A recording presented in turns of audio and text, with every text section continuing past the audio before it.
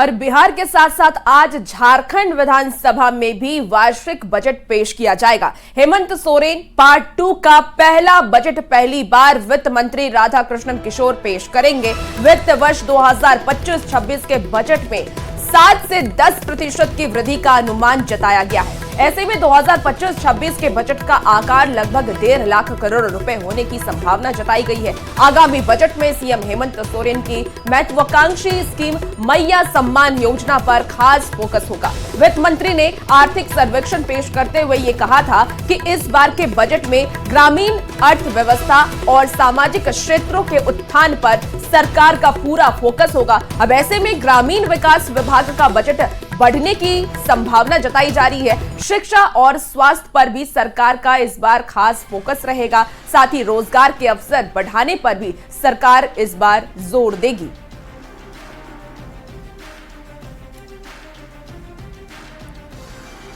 तो आज बिहार के साथ साथ झारखंड का भी बजट पेश होना है और ये हेमंत सोरेन पार्ट 2 का पहला बजट होगा। ऐसे में झारखंड की जनता को भी इस बजट से काफी उम्मीद है कि आने वाले वक्त में झारखंड का विकास कैसे हो।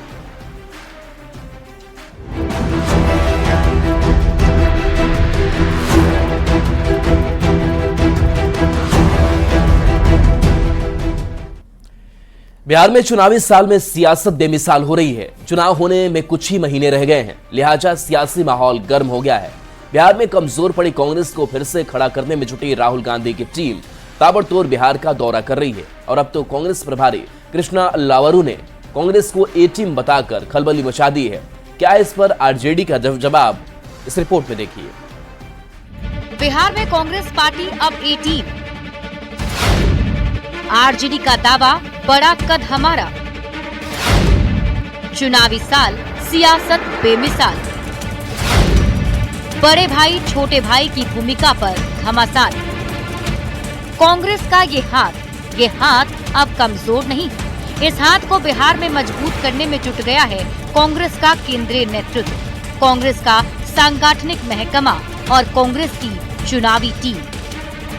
मिशन बिहार के ऑपरेशन में जी जान से जुट गए कांग्रेस के सबसे बड़े नेता राहुल गांधी के सबसे बड़े दिमाग कृष्णा अल्लावरू, महिला कांग्रेस अध्यक्ष अलका लांबा और बिहार में कांग्रेस की कमान संभाल रहे डॉक्टर अखिलेश प्रसाद सिंह।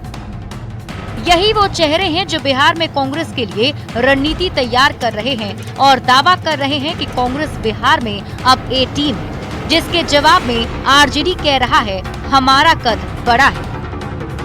कांग्रेस इस बार बिहार की जनता की ए टीम बन के काम करना चाहती है और संगठन को मजबूत करना चाहती है।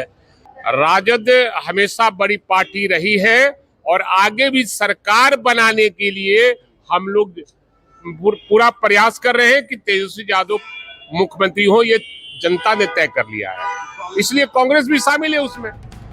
चुनावी साल में कांग्रेस लगातार चाल चल रही है। आरजेडी चाहे जो कह ले, कांग्रेस ने अभी से ही दावा ठोक दिया है कि कम से कम 70 सीट पर कांग्रेस चुनाव लड़ेगी।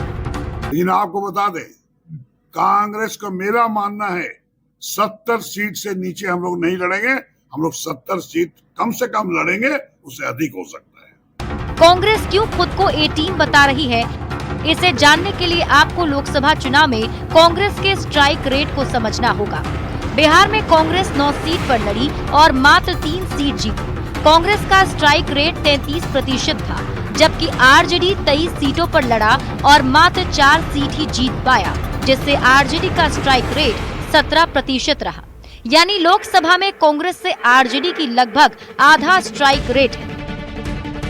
हालांकि विधानसभा में ये आंकड़ा एक दूसरे के बिल्कुल उलट है। 2020 के विधानसभा चुनाव में कांग्रेस बिहार में 70 सीट पर लड़ी और मात्र 19 सीटें जीती, जिससे कांग्रेस का स्ट्राइक रेट 27% रहा और आरजेडी 144 सीट पर लड़ा, 75 सीट जीतकर सबसे बड़ी पार्टी बनी। पिछले चुनाव में आरजेडी का स्ट्राइक रेट 52% था, यानी विधानसभा में कांग्रेस से लगभग 2 गुना।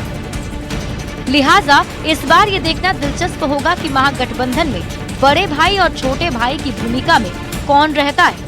पटना संवाददाता धर्मेंद्र कुमार के साथ ब्यूरो रिपोर्ट, न्यूज़ 18।